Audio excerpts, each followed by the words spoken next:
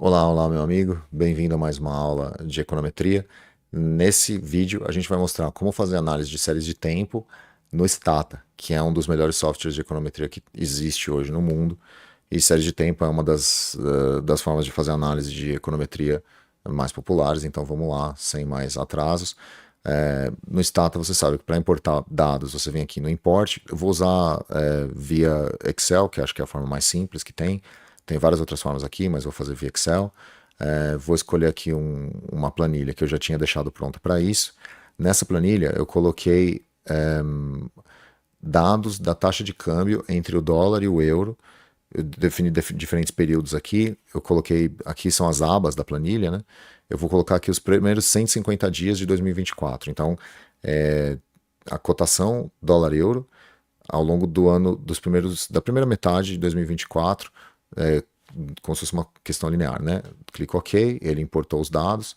E aí, se você quiser dar uma olhadinha nessa variação, você vem aqui em Two-Way Graph, Create, vem em Line, se quiser deixar em Line, eu vou colocar US dólar euro, que eu defini como a série desse valor, e ID, que cada ID eu defini cada ID como se fosse cada dia, né? Então 1, 2, 3, 4 para cada dia.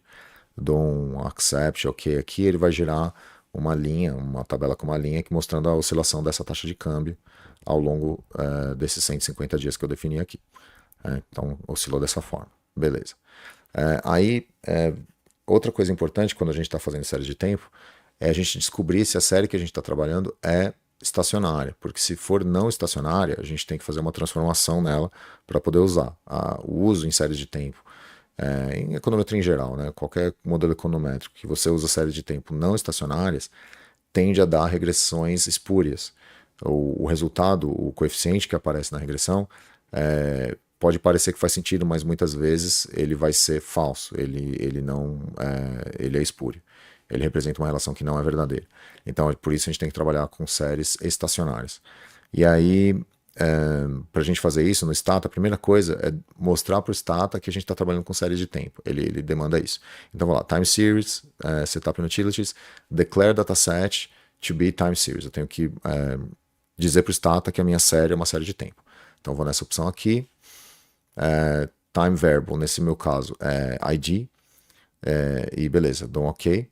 Ele criou o comando TS7, você poderia ter digitado isso também. Ele entende que então isso aqui é uma série de tempo e que a variável que define o tempo é essa ID. OK. Aí posso proceder para análise? Ainda não. A gente tem que ver se a série que a gente está trabalhando é estacionária.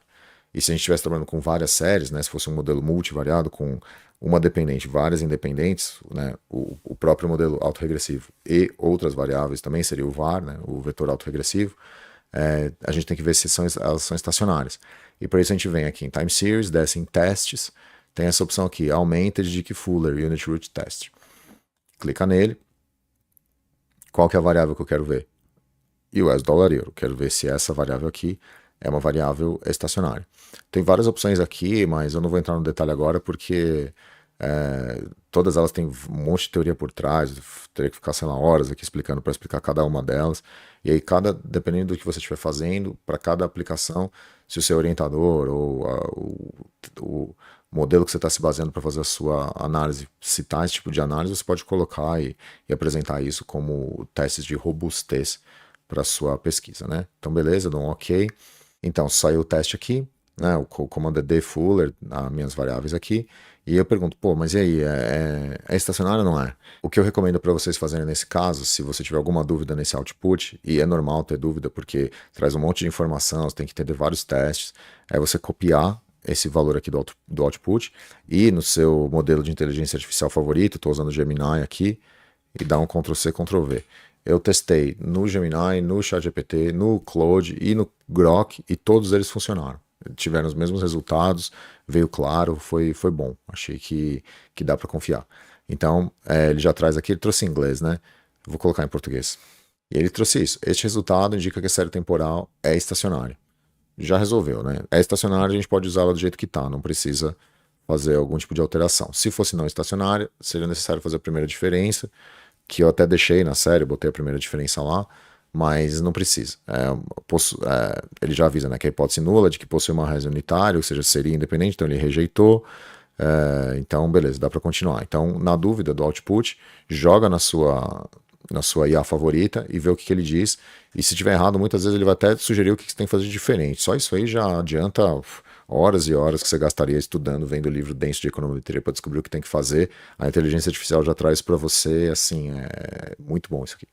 Então, beleza, é estacionária, posso fazer. E aí, vamos lá, vamos fazer o modelo? Calma, ainda não. Falta uma coisa, a gente precisa definir o número de defasagens, né? Como é um modelo autorregressivo, que eu estou usando a própria variável em períodos anteriores para tentar definir o valor que eu vou dar para ela hoje, eu preciso fazer uma definição de defasagens, que em inglês chama lag. É esse teste aqui, lag order selection. Aí, a minha variável dependente é o câmbio dólar-euro, e a minha variável independente é a mesma variável câmbio dólar-euro, ele é autorregressivo. Se eu puser outras variáveis aqui, ele passaria a ser um var, né? Então, beleza, vou colocar aqui 4, só para testar, né? Esse teste ele vai usar 4 critérios que existem em econometria para definir qual é o número de defasagens adequado para o seu modelo autorregressivo. Então, vou colocar 4 de defasagem autorregressiva e 2 de média móvel. Aí dou um OK. Ele vai gerar aqui, vai calcular. Demora um pouquinho porque são cálculos um pouco pesados. Ele demora um pouquinho para fazer, mas vai entregar. Pronto, entregou. Como que a gente interpreta? Essa parte aqui não é muito relevante. O software ele entrega direto para a gente aqui quais que são as defasagens indicadas como adequada por cada teste. Então, aqui né, o nome do teste, LL, AIC, esse aqui é o Akaik, Bayesian, Hannah Quinn, que é o nome das pessoas que desenvolveram esses testes. Então, esse aqui indicou que o número certo seria 4 e 2. Esse aqui indicou que seria 3 e 1. Esse aqui seria 1 e 0 e aqui 1 e 0. Então, o que a gente faz? Na vida real, você vai encontrar esse tipo de coisa. Como esses dados são verdadeiros, e eu peguei né, de verdade desse câmbio, e se você trabalhar com dado verdadeiro, normalmente tem problema, não sai redondinho. Os testes redondinhos só saem em exemplo. Na vida real é difícil dar. Eu fiz a minha tese de mestrado e doutorado com algo parecido com isso também. Era difícil achar alguma coisa que funcionasse, que dava para apresentar uma conclusão adequada. Eu vou pegar um aqui, vou pegar, por exemplo, esse 3 e 1 aqui para mostrar como que fica o resultado. Supondo que essa fosse o número de defasagens adequados. Então, 3 períodos anteriores para a parte autorregressiva e uma para a média móvel. Agora sim, eu posso construir a minha série de tempo, finalmente. Vou lá, Time Series, Setups and Utilities, ARIMA, aí eu vou concluir aqui o ARIMA. Aí a minha variável dependente é a taxa de câmbio, a minha variável independente é ela mesma, e aí eu vou colocar aqui 3 períodos autorregressivos, e 2, ele indica 2, não, indica 1, então 1 de média móvel. Não precisa fazer integrated, porque a série já está estacionária. Se ela não fosse estacionária, aí teria que fazer integração. E dou um OK. Aí ele gera aqui, faz os cálculos e solta um output aqui. Se você ficar na dúvida, de novo, né, copia isso aqui e joga lá na sua inteligência artificial para ela interpretar os resultados. Eu vou direto ao ponto aqui. Existe o p-valor. Essa coluna aqui vai mostrar se o coeficiente é significativo estatisticamente. Quando o p-valor é menor do que 0,05, a gente aceita, usa ele e considera ele como válido. Se ele é maior, a gente, né, assumindo 95% de confiança, se ele é maior que isso, a gente despreza o valor. Então, o que a gente olha aqui? Primeira defasagem, a gente não usa, ela não é estatisticamente significativa. Então, não serve. Então, a gente usa 2 e a 3, porque são as duas que são menores do que 0,05. E uma defasagem para trás também, o p-valor é muito pequeno, então, beleza. Se a gente fosse construir um modelo, o que a gente vai dizer desse modelo, então? Ele a primeira defasagem não tem importância, a gente tem um coeficiente aqui de 0,67 para segunda defasagem e 0,18 para a terceira defasagem, e mais um coeficiente de 0,86 para a primeira média móvel, que é o conceito dos resíduos anteriores. Mas a gente fez um modelinho aqui, a gente testou vários lags, e esses dois foram úteis, e esse aqui também. Então esse é o modelo que a gente construiu. E se você tiver com dúvida, né, vou mostrar aqui que o nosso chat, o Google Gemini no caso aqui, interpretaria. Interprete em português. Ó, ele entendeu que é o modelo ARIMA do tipo 3, 1. Esse D significa que não é nada, né, a gente não usou. Altamente significativo, porque o p-valor é muito baixo. Ele indica, né, que os coeficientes 2 e 3 são significativos, o AR1 não é significativo, então a gente não usa, e a média móvel, uma defasagem, é altamente significativo. Então ele interpreta aqui o que é o modelo, Diz que é robusto, porque os preditores estão bem definidos. E é isso aí. Esse é o modelo que você faz para prever a taxa de câmbio dólar-euro nesse período que a gente colocou. Eu poderia mudar as defasagens? Poderia colocar 4, 5, ou Moving Average, poderia fazer todas as mudanças possíveis e eu recomendo que você faça quando você estiver analisando seus dados de verdade. O problema é que quando você fizer isso, provavelmente vai dar resultados completamente diferentes.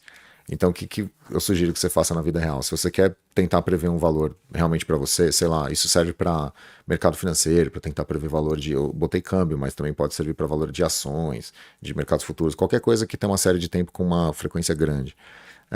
Você vai testando vários até achar um que tenha mais coeficientes significativos. E aí, uma vez que você tem os coeficientes, você tenta usar aqueles coeficientes para ir prevendo o próximo modelo. É isso que se usa na série de tempo em mercado financeiro, muita gente usa isso. E claro, se você quiser usar outras variáveis além dela mesma, né, para prever os variáveis futuros, aí você passa a usar um modelo que chama VAR, que a gente vai falar em outra ocasião. Então é assim que a gente constrói um modelo de série de tempo autorregressivo no Stata. Espero que isso tenha sido útil para você e a gente se encontra em outros vídeos de econometria. Obrigado, até a próxima.